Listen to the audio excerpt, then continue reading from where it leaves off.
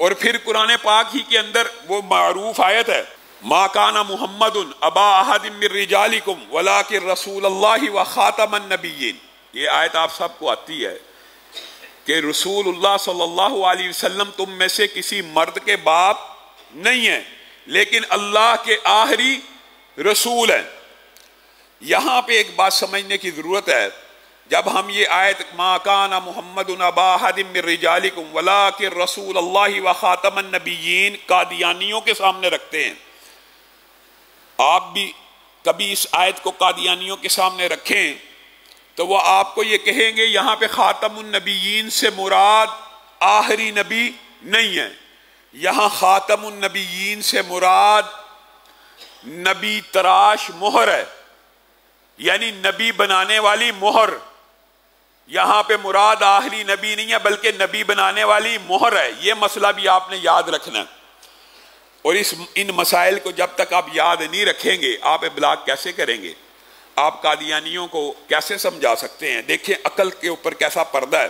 اتنی clear cut واضح آیت کے بعد حیل و حجت کرتے ہیں اور دعویٰ کرتے ہیں اس آیت کے اندر خاتم النبیین سے مراد آخری نبی نہیں ہے بلکہ کیا ہے؟ نبی تراش مہر ہے. گویا رسول اللہ صلی اللہ علیہ وسلم ایک ایسی مہر ہے کہ جس کے اوپر لگائیں وہ نبی بن جائے. یہ ان کا عقیدہ ہے، یہ ان کی ٹرانسلیشن ہے. اب آپ نے اس کا جواب بھی یاد رکھنا ساری زندگی کے لیے، اور اسی ٹرانسلیشن میں وہ پھنس جاتے ہیں اور یہی ان کی گمراہی کی سب سے بڑی دلیل ہے جس کو وہ اپنے حق میں استعمال کرتے ہیں. وہ کیا؟ یہاں پہ خاتم النبیین کا جو قرآن پاک میں لفظ ہے، یہاں پہ نبی کا جو صیغہ ہے یہ واحد ہے، تثنیہ ہے کہ جمع ہے؟ نبیین جمع ہے کہ واحد ہے؟ جمع. جمع عربی میں کم از کم کہاں سے شروع ہوتی ہے؟ 3 سے. عربی میں 2 کو بھی جمع نہیں کہتے، واحد کے بعد 2 کو تثنیہ کہتے ہیں اور 3 کے لیے کم از کم جمع کا صیغہ استعمال کیا جاتا ہے. یہاں پہ خاتم النبیین نبی تراش مہر کا ترجمہ بالفرض، اللہ نہ کرے کسی کے عقل پہ پردہ پڑ جائے اور وہ یہی ترجمہ لے لے جو 1400 سال میں کسی نے نہیں کیا پھر بھی سمجھنے کے لیے، تو یہاں پہ کتنے نبی کم از کم تراشے جانے چاہیے؟ کم از کم 3 نبی تراشے جانے چاہیے. اب آپ نے قادیانیوں سے یہ سوال پوچھ رہے ہیں کہ رسول اللہ صلی اللہ علیہ وسلم سے لے کر مرزا غلام احمد قادیانی تک کتنے نبی آئے؟ وہ کہیں گے کوئی نبی نہیں آیا. اچھا، مرزا غلام احمد قادیانی سے لے کر قیامت تک کتنے نبی آنے ہیں؟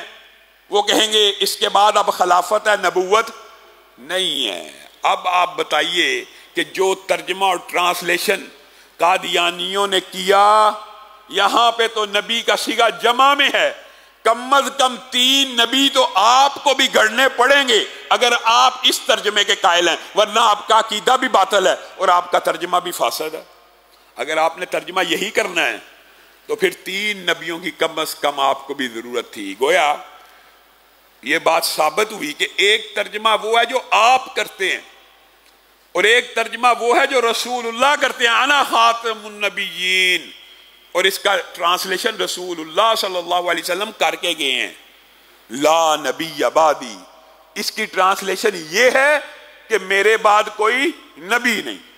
ٹرانسلیشن ایک تو نے کی، ایک رسول اللہ نے کی، ایک صحابہ نے سمجھی، ایک امت کا اجماع ہوا. تیری ٹرانسلیشن کو مانا جائے گا کہ رسول اللہ کی ٹرانسلیشن کو مانا جائے گا، حضرت علی کو. اور یہ ٹرانسلیشن ایک جگہ نہیں ہے، ایک حدیث میں نہیں ہے، متعدد احادیث میں، بخاری مسلم. اور یہ جو بات ہے یہ اس قدر احادیث میں کثرت کے ساتھ آئی ہے کہ امت کے اندر اختلاف ہونا بھی ممکن نہیں تھا.